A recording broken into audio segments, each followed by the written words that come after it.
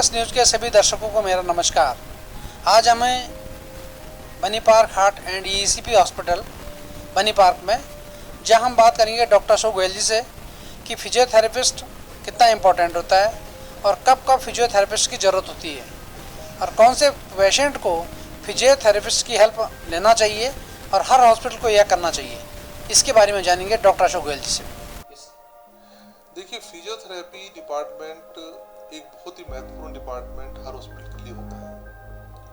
बहुत सारी ऐसी बीमारियां होती हैं जिसका किसी डॉक्टर के पास पूरी तरह से इलाज नहीं होता है, और यदि हम फिजियोथेरेपी की हेल्प लें और फिजियोथेरेपिस्ट पूरी तरीके से उस पेशेंट को ट्रीट करे और हेल्प करे तो काफ़ी कुछ मरीजों को फ़ायदा मिलता है। हम जैसे हमारे जो फिजियोथेरेपी डिपार्टमेंट है उसमें हम 4 तरह के पेशेंट्स को बहुत महत्वपूर्ण तरीके से देखते हैं। सबसे इम्पोर्टेंट है जनरल फिजियोथेरेपी, जो अक्सर सब लोग जानते हैं, भी जॉइंट पेन है, मसल पेन है, कमर का दर्द है, पैर का दर्द है, उन चीज़ों के लिए उनमें कई तरह की फिजियोथेरेपिस्ट ट्रीटमेंट देते हैं, उससे पेशेंट को फायदा मिल जाता है। दूसरा है कि जो पेशेंट लंग्स की डिजीज, फेफड़ों की बीमारियों से पीड़ित हैं और सांस में जिनको दिक्कत होती है, कफ नहीं निकल पाता है, और जो स्मोकर्स हैं या मतलब ओल्ड एज हो गए हैं या कोविड हो गया जिनको, और उसके बाद में वो सांस की प्रॉब्लम से पीड़ित रहते हैं, उन पेशेंट को यदि रेस्पिरेटरी फिजियोथेरेपी कराई जाए तो उनको बहुत लाभ मिलता है। तीसरे नंबर पे पेशेंट आते हैं जो हार्ट अटैक हो चुका होता है और जिनकी कई बाईपास हो जाती है या स्टेंट लग जाते हैं या उनके हार्ट के फंक्शंस किसी भी कारण से कम हो जाते हैं। उन पेशेंट को थोड़ा सा भी चलने में सांस फूल जाती है। उन पेशेंट को यदि फिजियोथेरेपी की जाए तो बहुत अच्छा रिहेबिलिटेशन अपन पेशेंट्स का कर सकते हैं। और पेशेंट को यदि बाईपास ऑपरेशन के बाद खासकर और हार्ट अटैक के बाद में यदि सही तरीके से फिजियोथेरेपी दी जाए और रिहेबिलिटेशन किया जाए तो पेशेंट बहुत अच्छी तरह से रिकवर हो जाते हैं। चौथे नंबर पे है न्यूरोलॉजिकल डिजीजेस, जैसे पेशेंट को लकवा हो गया। लकवा कई कारण से हो सकता है, किसी आर्टरी ब्लॉकेज हो गया तो स्ट्रोक हो गया, थ्रोम्बोटिक स्ट्रोक हो गया। दूसरा है कि ब्रेन हेमरेज हो गया, उससे भी लकवा हो जाता है।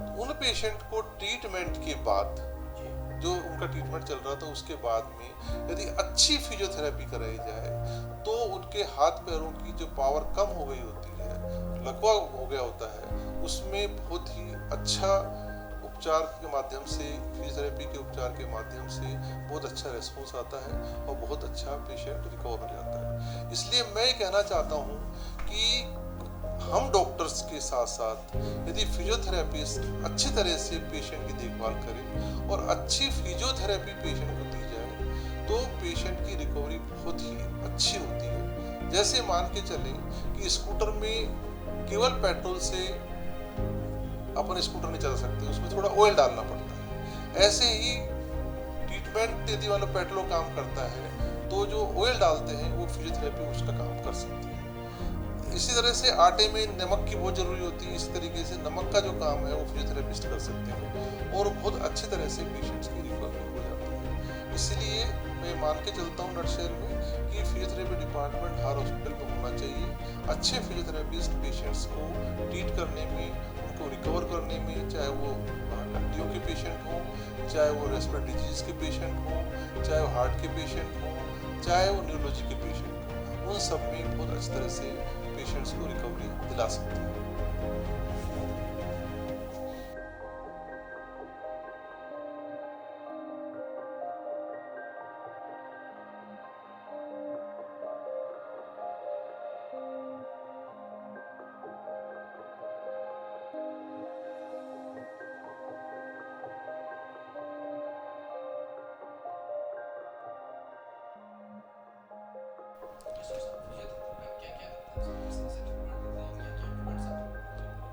मेरा नाम डॉक्टर गिरधारी है।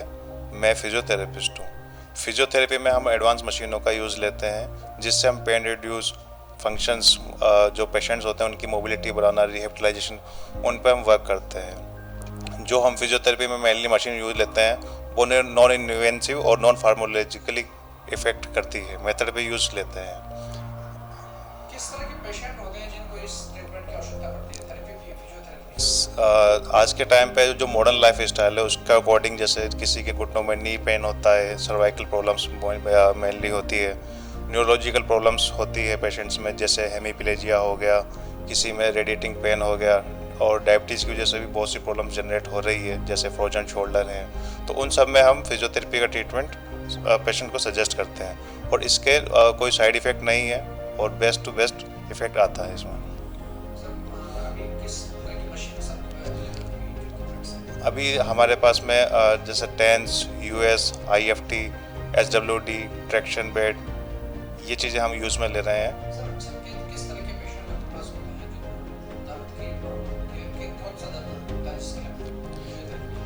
देखिए, फिजियोथेरेपी में जैसे किसी के कमर में दर्द है, साइटिका का पेन है, नी पेन है, शोल्डर पेन है, सर्वाइकल पेन है, हील पेन है, ये तो कॉमनली पेन वाले पेशेंट्स होते हैं। जैसे सेरेब्रल पाल्सी वाले स्पेशल चाइल्ड बच्चे होते हैं, और कार्डियक रिहेबिलिटेशन होता है।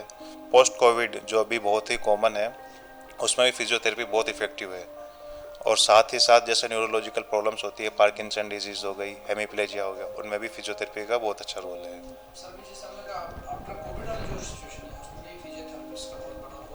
जी, जो मेनली जो रिसर्च में देखा जा रहा है, जो पोस्ट कोविड जो पेशेंट्स होते हैं उनमें एंजाइटी, स्लीपिंग डिसऑर्डर ये कॉमन है। तो जो एंजाइटी की जो प्रॉब्लम्स है, ब्रीदिंग डिसऑर्डर है, ये बहुत कॉमन है। तो जो ब्रीदिंग डिसऑर्डर है उसको रेस्पिरेटरी ब्रीदिंग एक्सरसाइज से इम्प्रूव किया जा सकता है।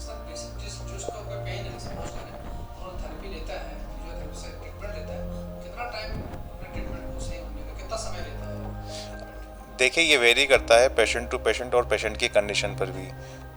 जैसे कुछ पेशेंट्स में बहुत जल्दी इंप्रूवमेंट आ जाता है, कुछ लॉन्ग टाइम लेते हैं। ये डिपेंड करता है, पेशेंट टू पेशेंट वेरी करता है। बनी park heart and EECP general hospital US, FDA व अमेरिकन हार्ट एसोसिएशन द्वारा अनुमोदित राजस्थान का प्रथम अंतर्राष्ट्रीय मापदंडों के अनुसार हार्ट अटैक के मरीजों का बिना सर्जरी, बिना भर्ती किए ईईसीपी द्वारा अत्याधुनिक इलाज।